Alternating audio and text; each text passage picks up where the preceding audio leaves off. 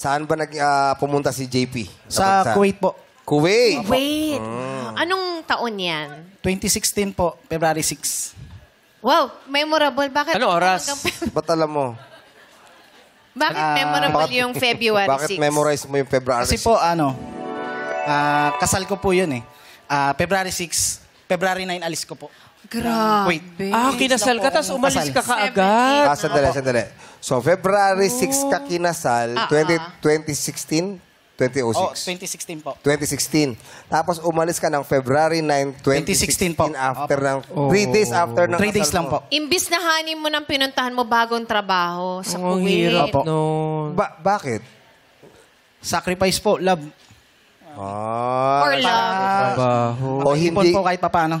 hindi kaya nagpakasal ka para sigurado si Mrs.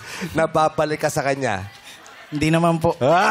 Walang ganon. Walang ganon, walang Pero ganon. madalas naririnig-rinig ko rin. Kailangan kasi nila yung promise, di ba? Oo eh. At saka kasi, di ba, parang ang trabaho ng mga OFW, walang pinipiling oras yan. Kahit Christmas, kailangan umalis. Kahit New Year, kailangan umalis. Kasi may kontrata. Yes po. Di ba? So, kamusta ang experience ng pagiging OFW? Malungkot na masaya, sir. Kasi Doon muna tayo sa malungkot. malungkot. Siyempre, pag araw ng Pasko, bagong taon, birthday, pamilya mo, wala ka. Siyempre, sir. Kaya sacrifice din talaga, sir. Yung masaya. Masaya, siyempre, nabibigay mo yung gusto ng pamilya mo kung, siyempre, kahit Pangangailangan. paano. Pangangailangan po. Nakapag-ipon ka? Meron naman pong sariling bahay na maliit. Ay, ang Yan ang maganda. Yan ang maganda. Kayo Pero may anak na. Sorry, JP, may anak na kayo. Wala pa po. Wala ba? Hindi lahat nakakaipon na.